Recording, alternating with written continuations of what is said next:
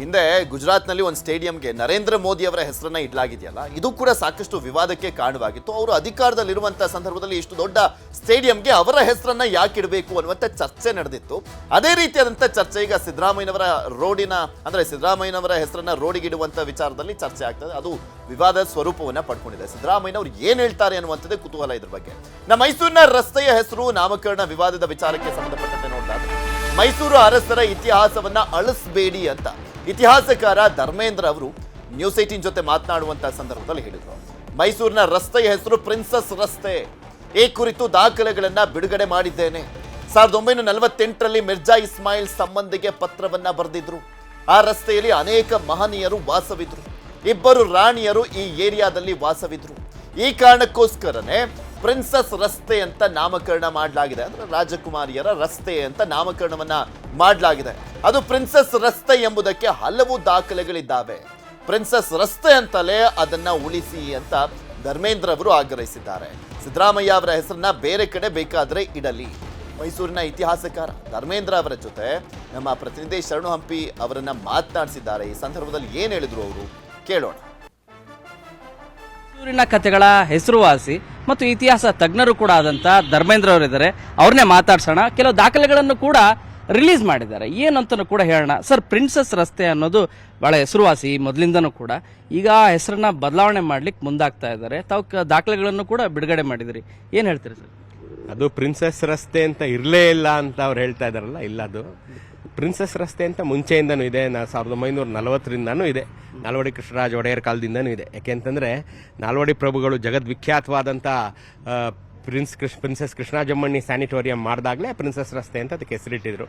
ಅದು ಎಂಥ ರಸ್ತೆ ಆಕ್ಚುಲಿ ಅಂತಂದ್ರೆ, ನೀವು ಎಂಥ ಐತಿಹಾಸಿಕವಾದಂಥ ರಸ್ತೆ ಮೈಸೂರಲ್ಲಿ ಅಂದ್ರೆ, of course every square inch of Mysore is A historical place.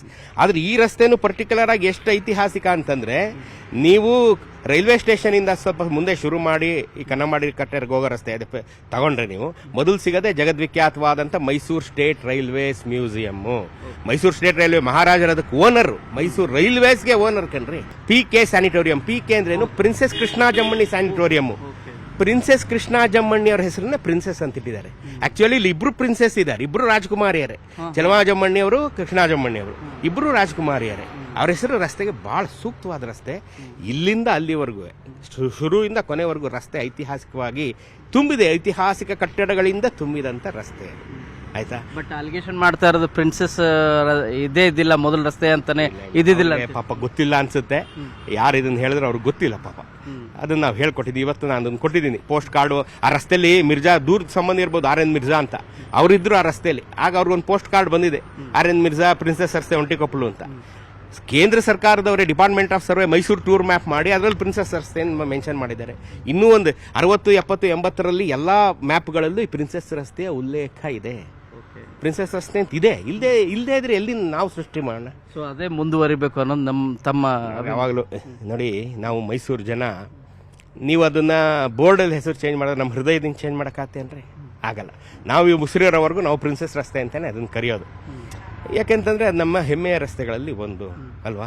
ಇದು ಐತಿಹಾಸಿಕವಾದಂಥ ರಸ್ತೆ. ನಾವು ಈಗ ಇದನ್ನ ಎಕ್ಸ್ಪ್ಲೈನ್ ಮಾಡಬೇಕಾದ್ರೆ ಮೈಸೂರಿಗೆ ಲಕ್ಷಾಂತರ ಫಾರಿನ್ ಪ್ರವಾಸಿಗರು ಬರ್ತಾರಪ್ಪ ನೋಡಕ್ಕೆ. ಅವ್ರಿಗೆ ಪ್ರಿನ್ಸೆಸ್ ರಸ್ತೆ ಅಂತ ಯಾಕೆಂದ್ರೆ ಈ ಕಡೆಯಿಂದ ಆ ಕಡೆವರೆಗೆ ನಮ್ಮ ಮೈಸೂರು ಟೂರಿಸ್ಟ್ ಗೈಡ್ಗಳು ಎಕ್ಸ್ಪ್ಲೈನ್ ಮಾಡ್ಕೊಂಡು ಹೋದ್ರೆ ಎಷ್ಟು ಚೆನ್ನಾಗಿರುತ್ತೆ. ನೀವು ಅಬ್ಸರ್ವ್ ಮಾಡಿ. ಆ ಯಾಕಲ್ಲಿ ಸ್ಯಾನಿಟೋರಿಯಂ ಬಂತು ಅನ್ನೋದು ಅದು ಇನ್ನೊಂದು ದೊಡ್ಡ ಕತೆ.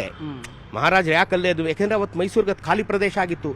ಟ್ಯೂಬರ್ಕ್ಯುಲೋಸಿಸ್ ಪೇಷಂಟ್ಗಳಿಗೆ, ಕ್ಷಯರೋಗಿಗಳಿಗೆ ಫ್ರೆಶ್ ಏರ್ ಬೇಕು ಅಂತ ಹೇಳಿ ಅಲ್ಲಿ ಮಾಡಿದ್ರು. ಅದನ್ನ ಭಾಳ ಈ ಪ್ರತಿಯೊಂದರ ಹಿಂದೆ ಮಹಾರಾಜರ ಒಂದು ದೂರದೃಷ್ಟಿ ಇದೆ. ಅದನ್ನ ಗೌರವಿಸ್ಬೇಕು ನಾವು. ಹೊಸ ಲೇಔಟ್ ಅಥವಾ ಹೊಸ ರಸ್ತೆಗೆ ಹೆಸರಿಡೋದ್ರಲ್ಲಿ ಯಾವುದೇ ರೀತಿಯಾದಂತ ಊರಿಗೆ ಯಾವ್ದನ್ನಾರ ಹೆಸರಿಟ್ಕೊಳ್ಳಿ, ವಿ ನೆವರ್ ಮೈಂಡ್. ಹೊಸ ಊರಿಗೇನೆ ಇಟ್ಕೊಳ್ಳಿ ನೀವು. ಈ ಹಳೆ ಹೆಸರು ಚೇಂಜ್ ಮಾಡಿ ಹೊಸ ಹೆಸರು, ಹಳೆ ಹೆಸರು ಯಾವುದು ನೋಡಿ, ಹಿಂದವರು ಯಾವತ್ತೂ ಯಾವುದು ಕಾರಣವಿಲ್ಲದೆ ಇಡೋದಿಲ್ಲ ಹೆಸರು. ಅದಕ್ಕೊಂದು ಬಲವಾದ ಕಾರಣ ಇರುತ್ತೆ. ಪ್ರಿನ್ಸೆಸ್ ರಸ್ತೆ ಹೆಸರಿನಿಂದ ಇಷ್ಟೆಲ್ಲ ಬೇರಿದೆ. ಅದಕ್ಕೆ ಅಂತ ದೊಡ್ಡ ಬೇರಿರುವಂತ ದೊಡ್ಡ ಮರ ಪ್ರಿನ್ಸೆಸ್ ರಸ್ತೆ ಅನ್ನೋದು ಅಲ್ವಾ. ಸೊ ಹಾಗಾಗಿ ಅದನ್ನೇ ಉಳಿಸ್ಕೋಬೇಕು ಅಂತ ಮೈಸೂರಿಗನಾದ ನಾನು ಒಂದು ಪ್ರಾರ್ಥನೆ ಮಾಡ್ಕೊಳ್ತೀನಿ. ಅದನ್ನು ಉಳಿಸ್ಕೊಳ್ಳಿ, ದಯಮಾಡಿ ಉಳಿಸ್ಕೊಂಡ್ರೆ ನಾವೆಲ್ಲ ಮೈಸೂರಿಗರು, ಫಾರಿನ್ನಿಂದ ಪ್ರವಾಸಿಗರು ಬಂದಾಗ ಯಾಕಪ್ಪ ಈ ಪ್ರಿನ್ಸೆಸ್ ರಸ್ತೆಯಿಂದ ಇಲ್ಲಿಂದ ಅಲ್ಲಿವರೆಗೂ ನಾವು ಕತೆ ಹೇಳ್ಕೊಂಡು ಹೋಗ್ತೀವಿ 1 ಗಂಟೆ ತನಕ. ಅವ್ರಿಗೂ ಒಂದು ಹೆಮ್ಮೆ ಮೂಡಬೇಕು. ಎಲ್ಲ ಕನ್ನಡಿಗರು ಹೆಮ್ಮೆ ಅಲ್ವೇನ್ರಿ ಅದು? ಮೈಸೂರಿನ ಮೊದಲ ರೇಡಿಯೋ, ಮೈಸೂರಲ್ಲಿ ಹಲ್ಮಿಡಿ ಶಾಸನ ಓದ್ದವ್ರ ಮನೆ, ಮೈಸೂರಿನ ಟ್ಯೂಬರ್ಕ್ಯುಲೋಸಿಸ್ ಆಸ್ಪತ್ರೆ ಎಲ್ಲ ಒಂದೇ ರಸ್ತೆಯಲ್ಲಿ ಇರೋದೇ ಸುಯೋಗ ಅಲ್ವೇ? ಮೈಸೂರಿನ ಹಿನ್ನೆಲೆಯಲ್ಲಿ ಈಗ ಸಿದ್ದರಾಮಯ್ಯರು ಕೂಡ ಹೆಸರುವಾಸಿ, ಅವ್ರ ಹೆಸರು ಇಡ್ಲಿ ಅಂತನೂ ಕೂಡ ಕೆಲವರು ಅಭಿಮತ ವ್ಯಕ್ತ. ಓಕೆ, ಆದರೆ ಸಿದ್ದರಾಮಯ್ಯನವ್ರ ಹೆಸರನ್ನು ಎಲ್ಲಿ ಬೇಕಾದ್ರೆ ಇಡಿ, ನಮಗೇನು ಅದಕ್ಕೆ ಇದಿಲ್ಲ, ತೊಂದರೆ ಇಲ್ಲ. ಈ ರಸ್ತೆ ಹೆಸರು ಉಳಿಸ್ಕೊಳ್ಳಿ ಅಷ್ಟೇ, ಈ ರಸ್ತೆ ಹೆಸರು ಉಳಿಸ್ಕೊಳ್ಳಿ. ಸೊ ಇದು ಮೈಸೂರಿನ ಕಥೆಗಳ ಹೆಸರುವಾಸಿ ಧರ್ಮೇಂದ್ರ ಅವರ ಮಾತು. ಬೆಂಗಳೂರಿಂದ ಕ್ಯಾಮರಾ ಪರ್ಸನ್ ಶ್ರೀನಿವಾಸನ ಜೊತೆ ಶರಣು ಹಂಪಿ, ನ್ಯೂಸ್ 18.